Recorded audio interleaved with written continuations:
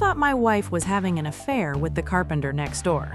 Turns out, she was cheating on me with his table saw. Yeah, that's exactly what it felt like. Every afternoon, she'd disappear into Carl's workshop, not to see Carl, to watch his homemade saw. She'd come home talking about how smooth the cuts were, how perfectly straight the fence stayed, how quiet the motor sounded. Meanwhile, my old saw couldn't cut a straight line through butter. Carl wasn't stealing my wife, his woodworking projects were. That somehow hurt even more. She finally dropped the sentence every DIY guy fears hearing. Maybe if you actually finish one of your ideas, I'd spend more time in your workshop. That stung.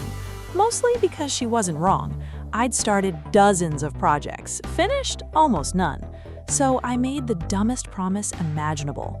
Give me 1 weekend, I'll build a homemade table saw from scrap wood, and you'll never mention Carl's workshop again. The words sounded incredibly confident. My brain immediately regretted saying them, because all I actually had was a pile of leftover wood, a handful of screws, a motor that had already survived 2 failed projects, and confidence that was disappearing by the minute. Even my dog looked skeptical. The first few hours were nothing but questions. Would the frame stay square? Would wood be rigid enough? Would vibration ruin everything? Would I waste an entire weekend building something that shook itself apart before making a single cut? Every answer created a bigger question. Oddly enough, the stranger the project became, the more believable it started feeling. Pieces that looked unrelated suddenly worked together. Problems solved themselves after one tiny adjustment. The machine slowly stopped looking like scrap and started looking like it belonged in an actual workshop. That's where confidence becomes dangerous, because hope convinces you you've already won, long before reality has voted. Every measurement suddenly mattered. 0.5 millimeter off, the blade would wander. One loose connection, the entire build could become firewood again. Carl walked over, looked at the machine, grinned. Bold project. Translation, good luck embarrassing yourself. Challenge accepted. One more adjustment, one more test, one more tiny improvement. Funny thing about building tools, nobody notices the 100 little victories. They only remember the one spectacular failure. That's exactly what I was trying to avoid. My wife wandered into the shop, didn't say a word. She looked at Carl, looked at me, looked at both saws. I suddenly realized this project wasn't competing against plywood, it was competing against expectations. Quick question, if this thing actually beats Carl's saw, you already know the like button owes this workshop a little respect. If it doesn't, well, you'll probably be watching my apology video from Carl's garage. Now came the only part nobody could fake. Would it actually cut?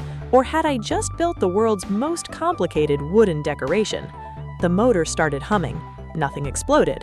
Honestly, that already exceeded expectations. The blade spun faster, still smooth, still steady, no terrifying shaking, no mysterious noises, almost suspiciously calm, which somehow made me even more nervous. The first board moved toward the blade. One bad vibration, one crooked guide, one tiny mistake, everything would be over. Even Carl stopped talking. That should tell you how serious things had become.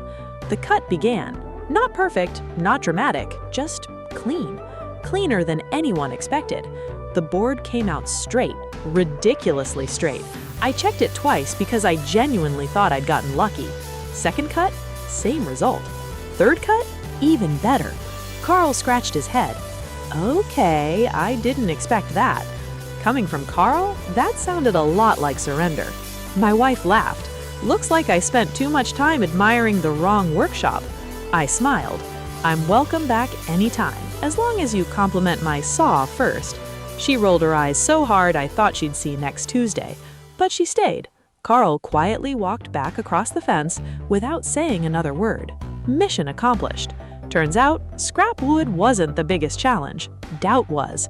Everybody thought this pile of leftovers belonged in the burn pile. Instead, it became a table saw that earned respect from the one neighbor I actually wanted to impress.